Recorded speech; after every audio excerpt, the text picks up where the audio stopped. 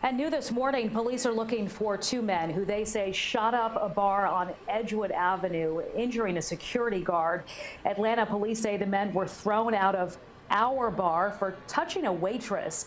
When they left, police say they got into a silver sedan, started firing at the club, and then drove off. A security guard was grazed in the side of the head, but is expected to be okay. And later this morning, we're expecting an update on a hit and run that killed a 10-year-old boy. He was just out riding his bike on Monday when deputies say a car hit him from behind. The Rockdale County Sheriff's Office announcing they took one person into custody yesterday afternoon during a traffic stop. It is 6:10 right now. Let's turn to some other top stories we're following for you on this Wednesday morning. The first one here. Henry County's most wanted behind bars. Travell Lamar Ferris facing several charges in connection with a sexual assault at a senior living facility last month. In video from that day, you can see a man going door to door at the Heritage at McDonough checking for unlocked doors.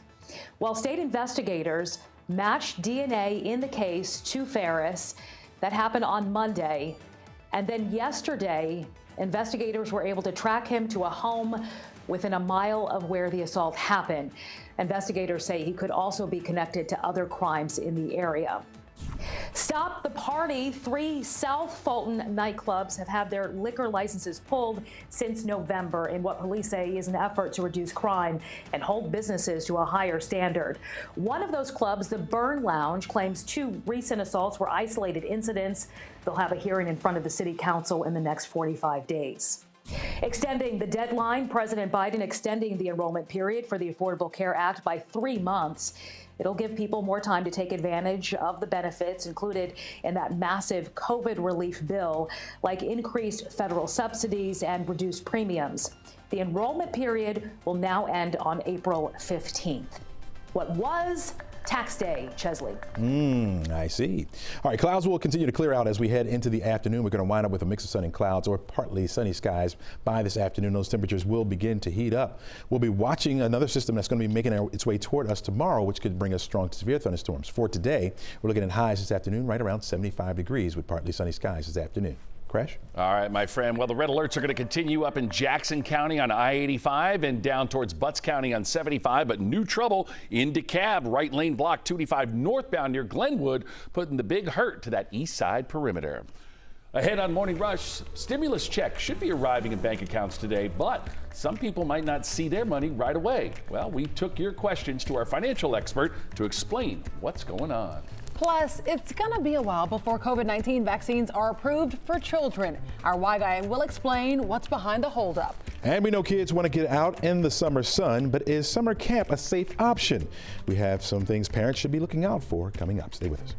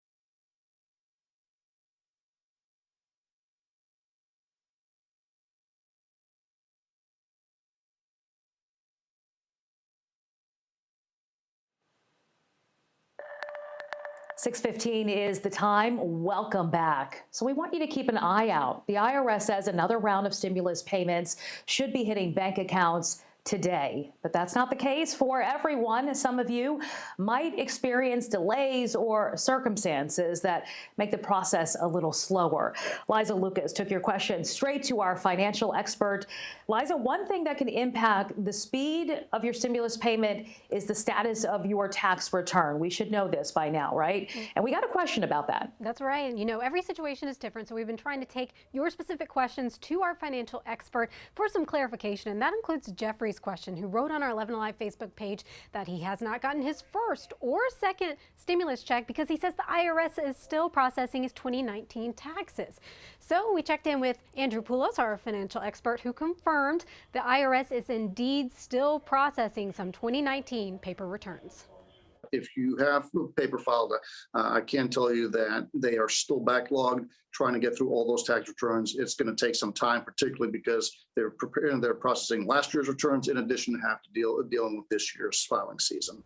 So Andrew says, be patient, Jeffrey. The IRS is dealing with short staffing, he says, the pandemic, people working from home, and sending multiple rounds of stimulus checks. Andrew says all of this can slow down the process and advises checking irs.gov to see if your return is still pending. We'll stay on top of that as well. In the meantime, Carolyn had a question for us this morning, too. She said, why are the seniors the last, those on Social Security, to get the stimulus checks? Well, we checked in with Andrew about that delay.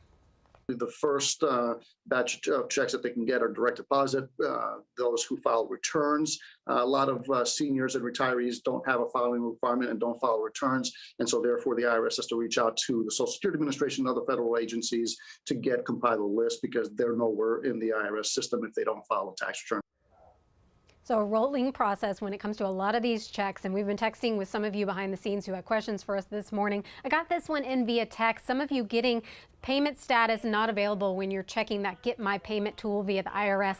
And we had a question about whether you needed to go ahead and file those 2020 taxes in order to get your stimulus. So this is kind of a two-parter. Let's start with why you might be getting payment status not available. It's either because the IRS doesn't have enough information and they say they're working on that, or you're not eligible for a payment. So you want to check your 2019 return information or 2020 return information. You don't have to file that 2020 return in order to be eligible. It's going to be based on whichever one you most recently filed. So that's important information there to have on hand, and we're compiling all of this as we get it in on 11alive.com. Shiva. And sometimes that's more beneficial for folks for the government to go off that 2019 return. Liza, thank you.